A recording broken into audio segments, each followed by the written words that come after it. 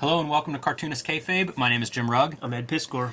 Going to look at Acme Novelty Library #1, the origin of Jimmy Corrigan, if you will. But before we do, let's talk a minute about Ed and I are both cartoonists. Ed's newest book, Red Room Trigger Warnings, is coming out soon. It was supposed to be out in December, but paper shortages and global trade problems have pushed it back to February, which means everybody watching at home, heads up, this is the cover that you want to look for in your local comic shop, because the other piece that's working against this book, ransomware attack at Diamond.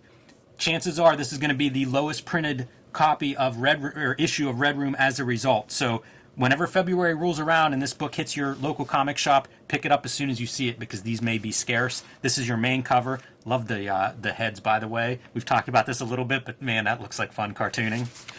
This is my variant of Red Room Trigger Warnings #1. This is my homage to Robert Crumb and Zap Comics. Turned out pretty well. I was very happy with how this one goes. I never know with these ideas of referencing comics covers how they're going to actually work with the Red Room material. Pretty happy with that one. Peach Momoko, who launched the first Red Room series with a really great cover, returns with this one. And Ed, your variant, featuring silhouettes that I would be proud to show off in the silhouette zine of the Rat Queens. What a fun issue this one is. But, all you Kayfabers out there, mark it on your calendar. This is delayed 6 weeks. It'll be out in February, and whenever you see it, make sure you pick it up right away. You can also read these ahead of time on Ed's Patreon. There's a link in the link tree below this video where you can follow him. My next book, due for March 2022, Hulk Grand Design. Look at that poster size under the camera. Looks really Full cool, screen, man. baby. Covering about 40 years of the Hulk history, 500 issues or so, 10,000 pages, being distilled down into 2 oversized issues, March and April 2022. You can follow me at the links below. There's a link tree where you can follow me on all of my social media. I'm going to start just sharing art, behind the scenes, process stuff. I have a pretty good stack of artwork that came out of this. So I'm excited to share that with everybody. And Hulk Grand Design. Hope you guys love the Hulk, because this is what I am going to be talking about for the next several months. I'm stoked to do some Hulk episodes. Like, let me see what the great Hulk comics are. I have been flagging Hulk comics over the last year, so we will be getting into some of those. Breaking kayfabe, so have I. Sounds good. But we're here today to talk about Chris Ware, master cartoonist, huge influence now on a couple of generations of cartoonists. I feel like he was a revolution, man. Whenever I found this stuff, it was shocking to me.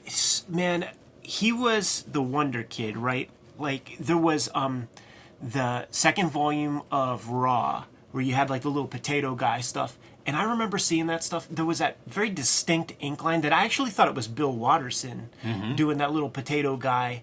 And then you read, Chris Ware. And I was picking up super random, like, underneath the stairs issues of Comics Journal at Ides. And he was being promoted in the front matter there as like this like really interesting kid at the Daily Texan who's cutting his own color separations, Quimby the Mouse strips. Would you say it's fair to say he was the Stephen Platt of alternative comics? That would be up for Chris to decide. Like, Chris, like, let's have that discussion sometime. But this thing was just completely insane whenever it came out, man. Like, even it was almost like trying to like anti-sell it, because imagine if you have a voluminous catalog and you read like the Acme Novelty Library. It just sounds like it would be a collection of those ads that would have like the X-ray specs or something. Yes. It doesn't even sound like a comic.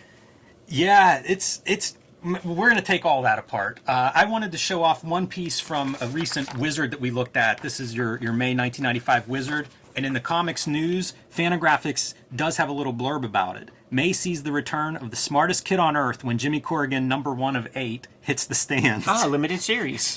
When Jimmy receives an invitation from his estranged father, he embarks on a hellish journey.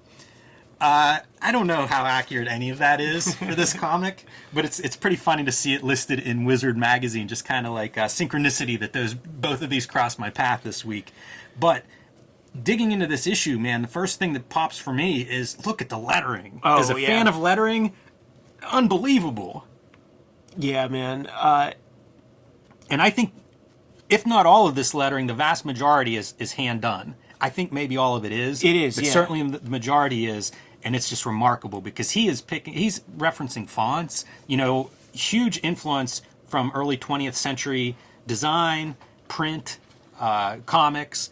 It's all here, and that's really what you're seeing in this kind of ornamental layout. Yeah, it's totally insane. $3.95. I believe that's the same price as Spawn versus Batman, which I had to save up a whole week's worth of lunch money to get that. So this was prohibitively expensive. But another thing to consider is the publisher as brand and Fantagraphics, man.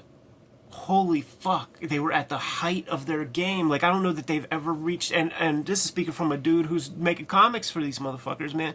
I don't know that they ever hit these heights where you already have the Los Bros doing work for a decade.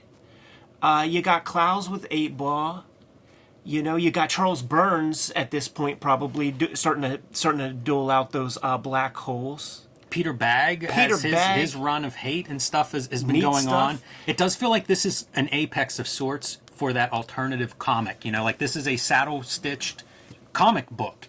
And the production's all there. Like, as we get into this, there's some real bells and whistles in this, but it feels like it's the apex of all of that alternative comic books. In music, man, you know what a Def Jam record sounds like. There's like a drum to it.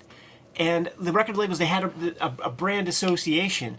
And, the Fantagraphics brand is, just the best comics. The best comics are Fantagraphics comics. And because you can't look at any one and see a relationship with the other than the fact that they're just fucking impeccable comics. Really well built, down to the lettering, down to the point of view, and it's all different.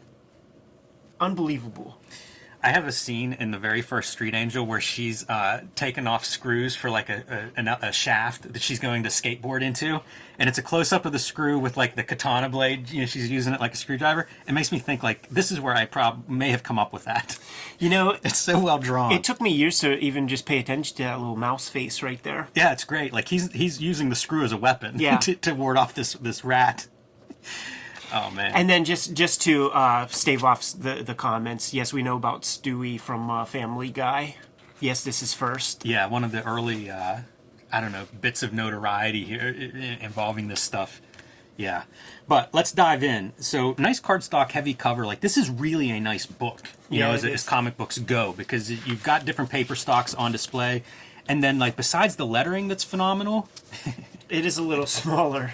Just barely. Than your average comic. Yeah, you can see, Worth noting because guys like Klaus, they wanted to make comics that were different sizes and always got the no-go from Gary and Kim. And then when this came out, the dudes at Fanta were like, hey. It's so close. It's almost this intentional kind of, I just want to be a little bit different. And it fits, this would fit in a regular bag and board. It would fit on whatever display pit number 1 could be displayed on. So it's a different size without violating too much problems. Because what I would always get, when I did Super Mag, is I just can't display it. It doesn't fit. And then what happens later, right? Every single issue is a different size to the point where they address that issue from the retailers by making them have to buy a $60 standee. Yes. That has pockets that fit each one, and every comic shop had it. Yeah. A lot of those comic shops still have it. They might be a little ratty now, but genius. Yeah. If I had a bigger studio space, I feel like I'd have to track that down to go next to the spinner rack. I bet they're so expensive right now. I bet they are. Oh, yeah. But I wonder if Fanta has it. That's what I think of. We're going to have to, before this video goes live, we're going to have to go have a talk. See if we can put our hands on there. What I was saying, though, besides the lettering, the other thing that is exceptional is colorist. Oh, yeah. Phenomenal as a colorist, and on display here on your inside front cover. And this comic is just, he hit the ground running. He really did, but he didn't, because there's 1,000 pages that were drawn before this. Right. He was doing all kinds of work. He's been making comics since he was a kid. He understands the form. He's one of those guys, in interviews, he got shamed by his goddamn mom and grandma and stuff for being down with John Byrne X-Men's and shit.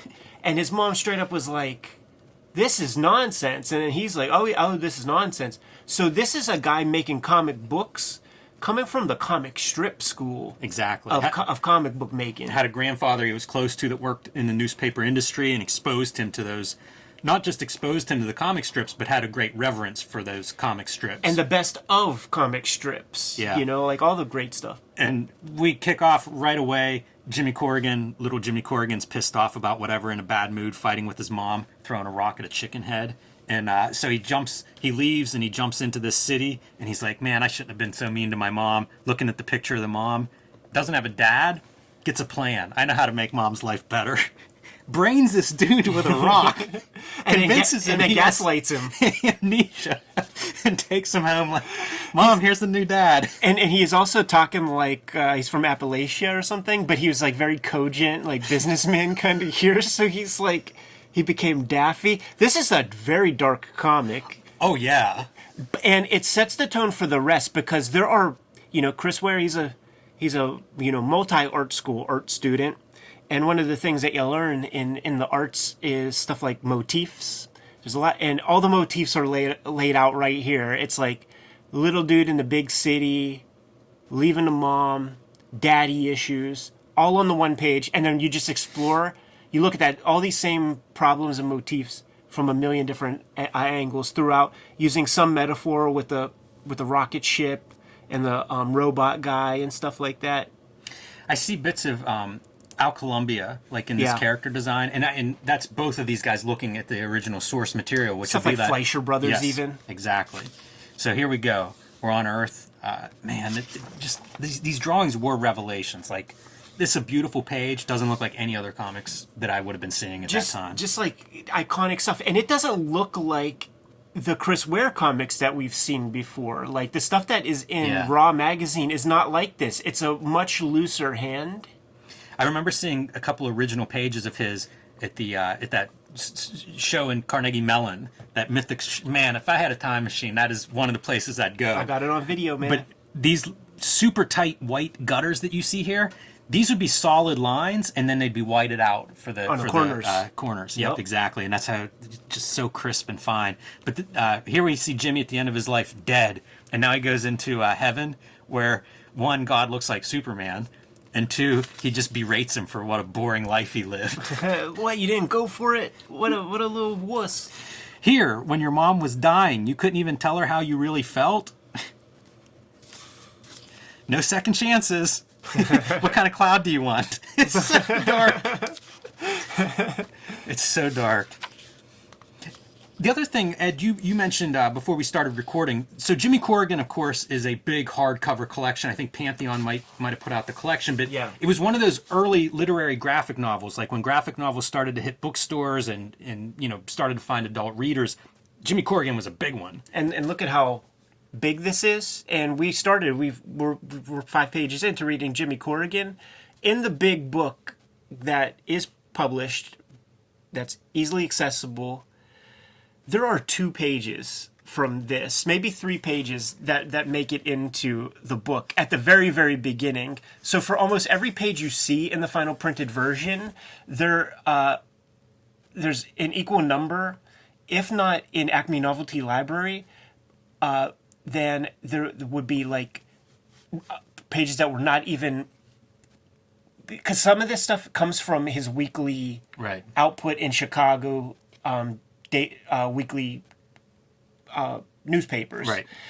And not all of that stuff made it into Acme. Exactly. So there's this like whittling down process to get to the final book. It's that thing of editing. Like I always talk about how it's hard to edit comics, and that's a shame because the editing is important. Chris Ware is probably one of the harshest editors of comics that works in America, because so much of this stuff doesn't make it to each revised publication. Yeah, it's like he's going far in the other direction of like self-awareness in a way, to the point where it might even like cause trouble to an extent. But I think it's so perfect here because this comic, it's not aimless or anything, but it's a little bit scattered and you don't quite understand. It's very experimental. You don't really understand what he's saying. in a lot of it, and some of it is frankly redundant. So then you get the essence. Yeah. And then that makes it into the final book. So it'll be fun to actually chart all of these issues over time. Maybe we do one of these a month or something. And maybe even keep a tally of like what makes it into the final book, because it's not everything. Yeah. Certainly more issues. Some issues have more than others, but These color holds. this kind of stuff is I fascinating. think this is amazing, this effect, right? Printing the it's an X-ray, cyan, yeah. and you go from before the X-ray light is turned on to turned on. And you have to understand print to do Yes. that, because this is not black. You know, this is like a CMYK dark. black or I something. bet you he wasn't happy with how dark that is. Because, I mean, famous for, scrapping print runs and going to presses to do color checks and things on press. And eventually, goes off and self-publishes Acme Novelty Library. So I think partially for that control, to have that degree of control. So maybe that's one that he would make slightly lighter. But it's still, you see a guy doing stuff that nobody else is really doing. How funny would that be if that was a part he was really happy with, and now you just gave him a complex? Oofa, man, my old eyes. Yeah, that is something that I was struggling with reading this. Very fine lettering. He must draw like twice up, maybe bigger than that. Yeah, like huge originals. I think he draws like at the size of like broadsheet Sunday pages.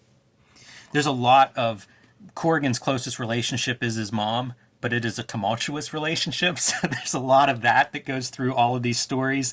Shooting himself and it doesn't work.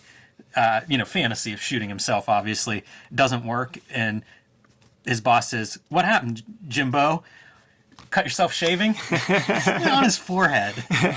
There's this whole bit where the mom is like just trying to in any way try to just be helpful in life, and she's trying to like push money onto him, and he's just like, no, don't need it, it's all good, thank you very much. And then you flip the page and he's like, in the process he's gonna have a potential date, and then his mom is like, "Oh well, if you have money for that, I'm not giving you any money. Like if you have that, if you can afford dates, like you don't need any money for." Like very offended, very very Oedipal relationship with mama. Absolutely. And, we see a lot of this of like old Jimmy Corrigan. So it's like reflection. This is that picture from the very beginning that he's looking at whenever he's on the park bench. And you'll see here, like there is a dude in here, like his dad is in this picture, but the way it's framed is the dad is completely cropped off of the frame, what's visible. You see that kind of passive aggressiveness on Instagrams and stuff like that. With a lady with a phantom hand on her shoulder. This is a sequence where like she's fallen and an ambulance is coming and she's like making him get her something, and he's like, "Don't worry about it, like the ambulance is going to be here." And it's like an electric shaver to remove whiskers from her chin. Yeah. It's really weird material, very observed. Well observed, I should say. The coloring's spectacular, like the range of colors that we've already seen, and it makes me think like this is 94, 95. This is image digital coloring revolution time period, and this is what people are capable of. Like this is incredible color. He would get the Harvey Awards and like the Eisners and stuff like for the color. I mean, the guys at Fantagraphics were just raking it up. Like they would always win like all the awards if they were nominated. Like you were not beating Klaus at lettering and shit like that. Or if you were Chris Ware and beat him at lettering. There's also a lot of this kind of just regret. This is him thinking about remembering a childhood thing where his grandfather came out on his walker and he kind of like runs away like he doesn't know him. Right, Wants yeah. to go. He's desperate to hang out with his grandson, and Jimmy's like ashamed, embarrassed. Another motif that plays out, and we've seen several pages of it, where when there are other people like out in the world, their faces are always obscured or from the back view, and that's no different than the kid, like fully obscured. Then you see like half a face, and then you see the other half, and also panel after panel, you feel the environment, you feel the breeze based on the silhouetted leaves and stuff right there. So very thoughtful cartooning. And he's gone on to do a ton of this kind of stuff. This was really interesting. Again, first time seeing it, it was like, wow, what is going on here? And you can kind of trace it. Like he's calling his mom. So we're going between, Jimmy's apartment and his mom's apartment, going through the phone lines, from one building to the next building. her hearing aid, just all this stuff, and she doesn't hear the phone ringing, so doesn't answer it. And oh well, I guess she's not home. That's fine with me. I'm sick of the old bitch telling me what to do anyway. Right. So again, back to that passive aggressiveness. His little hand growing, the wedding ring missing, that same image where the dude's cut off. Yeah, it's so neat too, and you see it's like the old withered hand of his aged mother going back in time to whenever it's young in that photo. You know, getting married, conceiving of him. And he swears ridiculous. And he swears he doesn't rough this stuff out ahead of time. Yeah, right. He says that. Like, he just sits down at the board and just gets busy. That's hard to believe when you see stuff like that. You know, famous for doing 2 pages a week, right? 2 pages a week, man. That's a prescription. So my question is this 1 page or is this 2? Because if you look at his originals, it's 2... Hinges, yeah. Like this one might not be because of this drawing, but a lot of these are like 2 pieces of paper. So is that the 2 strips? Yeah, that's a good question. It nevertheless, it's very, like, his output shocks me. Because it feels like you should do this book, and that should be 10 years or something. Totally. But instead, he's got multiple books that are the size of Jimmy Corrigan collection. You know, like he's got a ton of work out. Yeah, here's the thing, though. Like Rusty Brown, it came out, like, since we've been doing Kayfabe, it came out maybe 2019 or something. There is Rusty Brown stuff from the 90s, dude. So, like, he's been building that big-ass book for a long-ass time. Like, you know, it's 2,000 pages of stuff. Very prolific. For what he does, like absolutely. It's wild how much he's produced over. Yeah, I guess now it's 30-year career, maybe a little bit more. Going back to the 80s. So here's one of the cool pieces of this book. There's this insert that is honest to God newsprint, and it's like, you know, you could pull this out. That would be your cover page. That would be your back page. It's like a standalone little comic inside that's printed on different paper stock. This pretty advanced for this time period. This is what we learned from Mad Volume 2 when we started getting like the Booty Rogers reprints, because the Booty. Raw. Well, yeah, what did I say? Mad. Raw. Yes.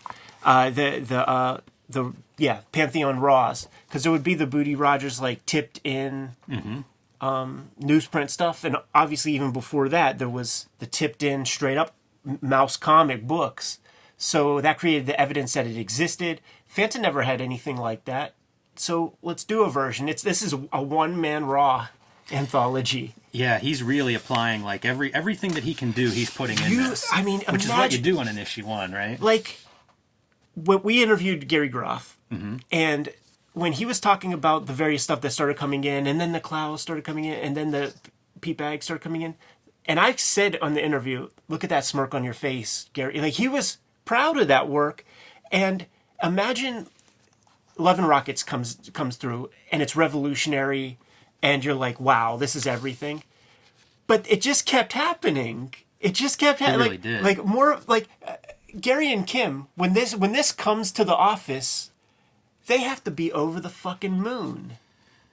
Yeah, it's stunning. And it just happens all the time. Like, now you have Klaus. Now you have Jim Woodring. Makes you wonder, like, did they peak? Like, at this point, or who's impressing them after this? You know what I mean? Oh, like, totally. How do you top this? I mean, here's how it works for me. Like, I'm going to keep flipping, but I wanted to point out, like, the world's smallest comics that are embedded in there. I think he's gotten even smaller. So, like, Chris Ware was, like, the next dude after, like, you know, Burns and stuff. And then, to me, it, like, years pass, and then it's Johnny Ryan is, like, the last of that round. It's, like, Ivan Brunetti kind of counts, too. But, like, they're the last of, like, that, like, 90s run. And then, to me, like, there's a lost era. Yeah. Like, I like Paul Hornschmeyer, I like Anders Nielsen, I like those dudes, but they didn't like keep that energy up or whatever. To me, when Arakakuo Johnson comes with Night Fisher, that registered to me as like, okay, this is going to be the first dude in the aughts of like the new generation of like Fantagraphics, like where the craft is not dead. Yo, James Kachalka, right. Chill the fuck out, homeboy. Craft is not dead. But then Arakakuo Johnson gets taken by Francois, man, and is doing like $10,000 New Yorker covers and can't say no to that. It's almost the reverse, right? Like going for Chris Ware going from Raw to Fantagraphics, and now it's the Raw leadership is now pulling from Fantagraphics. Right. You know, they've moved right. into a different place, but same kind of thing of like everybody's jockeying for this kind of talent. Not that different from Mark Silvestri and Rob Liefeld fighting over talent back in the Image days, concurrently with this time period. I do want to point out this story is so ridiculous because it's Jimmy Corrigan shrinks himself down into a rocket that he made, and it's this whole sci-fi, like, He's gonna cartoon spy on a adventure. girl. Ends up having his head ripped off from his body at one point and growing a new body and growing a new head, and now there's two of him running around. Like, it's so entertaining. Chris Claremont had a Wolverine story where that was going to happen. There's going to be a dark Wolverine and a It's and a white amazing. one. But you know what? It also captures a very like voyeuristic part of Yes. of Chris Ware and like of the character and stuff, and that voyeurism shows up a lot as well. Definitely like, a motif in a lot of all his of work. his work. Yeah. Not just Jimmy Corrigan. Big Tex is one of these characters that he's got hundreds of strips of this. Yeah. They're in his sketchbooks. I think there's one or two dedicated Acme issues to Big Tex, but kind of cool to see him as like a standalone. Again, if this is a book, you know, a freestanding comic book, you might have a one-pager on the back. Jimmy, this was very inspiring to read this past week. I was insanely inspired by this whole production. So Jimmy making some kind of connection and writing nice stuff on each other's backs. He writes Excelsior. I know. And she's like, Excelsior? Such a comic book nerd thing. And goes off to sleep, and now he's at God's office, and it's God is written on the door. Such a great joke. This is another one of his joke characters that would be featured. When I say joke characters, I mean like he has big book of jokes issues of Acme that are like mostly one-page kind of things. And this robot character is a recurring one there. And it, just damaging, just watching these memories and just punishment. It's so dark. Pretty incredible. Like now you're taking Liechtenstein back onto the page. Yeah. You know, reclaiming that. And like I said, like the earliest stuff I saw about Ware was him cutting his own color separations and stuff. So like he's applying some of that practice here. It might be kayfabe because everything else is digitally colored. So why wouldn't that just be a color halftone? But still paying attention to that kind of stuff. Are you sure this is digitally colored? I think it is. I know he does at some point pretty early, but I don't know when. And it's just like 95, man. He's really ahead of the game. This if he's is doing that. yeah. This is super And these rich. might be a little bit older. I would be surprised if these are not computer colored. Like look at how close like the That's true. dots and stuff are. Yeah, definitely. And a lot of this is, I don't want to call it slice of life because I think that's a disservice to what this is, but it is like a character study of Corrigan and how he's interacting with coworkers, women, his mother. It's amazing. As a single issue of a comic book, it's really hard to even explain how much is in this. It's a world. Like, he creates a very, very rich world in this one issue. This is kind of a Crumb. Feels like a Crumb homage, right? The seasons there where he's living. Or is it like she lives here and he lives there and they never see each other? I think he lives here and she lives there, but yes. Right. Yeah, they're calling on the phone. They're not hanging out. He's independent. I like how like it's decrepit, you know, that foreground of just the garage. I was going to say, yeah, I see that a lot in Pittsburgh, that old garage that's falling over but still standing somehow. I mean, there's one right over there. This is the pages that do make it into the collection, so they might look familiar with anybody that's read that Jimmy Corrigan book. And kind of amazing, like comic book nerd going off to this convention, meets this guy who played a superhero who ends up basically hooking up with his mom. Yeah. They go home, they have dinner, and here you see him Sneaking out before Mama wakes up. Exactly. And he does that, gives young Jimmy Corrigan his mask, and says, "Tell your mom I had a real good time." And he says, and he puts the mask on and tells her that. Just for a reminder of her walk of shame. She believed everything he said, man. Such a cringe-worthy kind of inappropriate moment to end the series on, or to end the issue on. And now, Ed, you mentioned like those ads. Totally, this is what you're getting or what you could reference, but also like Sears catalogs, yes. Which is something that he looks at, and I've heard other cartoonists talk about as being like references and things, but they kind of look like this when things would be engraved, especially that gun would be something that would look like an old Sears catalog. But there's real stuff too, like Soft Boy cartoon book, you know, Archie... Archer Pruitt. Archer Pruitt, another good cartoonist who was From out Chicago. of Chicago. New City. So there's some stuff in here that's like legit and realistic, and then there's some like absurdity, right? Like order a gun. There's stuff that like you could never. I mean, nothing to hear, but there's definitely stuff that you can't linger on very long before the little SPX crowd comes out with their pitchforks to try to get him. Yeah, that's probably fair. Because this stuff has a very dark undercurrent. Yeah. This is not a happy, feckless kind of comic. All that said about the computer coloring, I think to start, like, these were typeset like with paste ups, but I'm not sure. It does make me wonder, because obviously he transitions into digital. Yeah. And what did start before that, so I don't know when that transition actually occurs, but it's incredible, like, what he's able... I mean, just this spread sort of illustrates everything he's able to do, from these complex layouts that are referencing old layouts and possibly paste ups, to, like, this color palette. There was a generation of cartoonists that showed up and just copied his color palette. Oh, totally, man. The Midwestern color palette. Because no comics looked like this at the time. It's amazing. Like, it's very... Oh, and you can cut this out and actually make this robot figure. Yeah, and it ain't kayfabe. No. You really can. You legit could do it. You could probably find, with a good Google search, examples of people who have done that. This stuff's in the monograph and shit. Like, the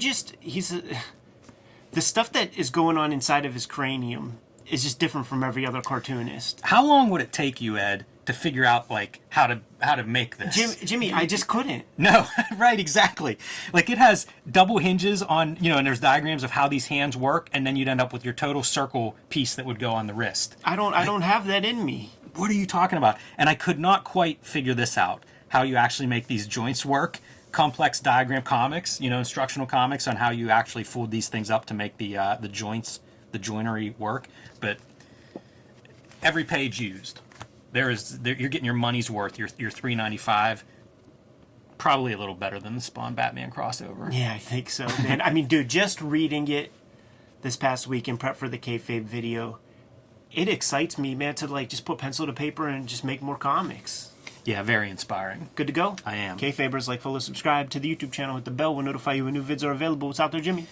Hulk Grand Design is out there, and it's going to be everywhere. That is what I'm going to be talking about, promoting, and sharing on my Patreon, patreon.com/JimRugg. But Hulk Grand Design is my total focus. Red Room, the Antisocial Network, out on the stands today, and Red Room Trigger Warnings, issue number 1, going to be coming out in February from the same publisher as Acme Novelty Library. Fantagraphics, you can pre-order from Fantagraphics. Hit up our link trees in the description below this video. You can get to all of our destinations that way. Subscribe to the Cartoonist Kayfabe e-newsletter, also at the links below this video, and you can find Cartoonist Kayfabe t-shirts and merchandise at the links below this video. Give them those margin orders, man. We're going to be on our way. Read more comics.